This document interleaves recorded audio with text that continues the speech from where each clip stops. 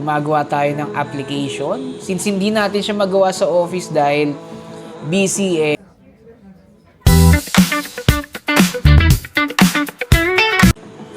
So what's up guys? So ito na naman tayo, overtime tayo. So gumagawa tayo ng application. Since hindi natin siya magawa sa office dahil busy and syempre ang inaasikaso natin doon is yung mga agent natin. So pagdating sa bahay, saka pa lang tayo makakagawa ng application. So, ito yung ginagawa natin, guys.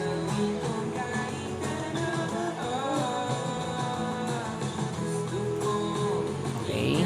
Time check. 9:33 p.m.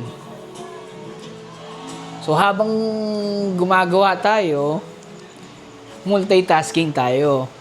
So, nagluluto rin tayo ng ating baon para bukas.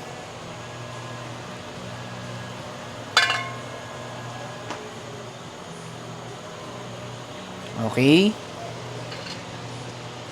So, ganyan. Kailangan pagsabay-sabayin lahat ng ginagawa para maging productive yung araw natin. So, sa mga gustong mag-avail pa rin dyan ng Mitsubishi Cars, message lang kayo through FB page or through my personal account. So, yun lang guys. Thank you. Bye-bye.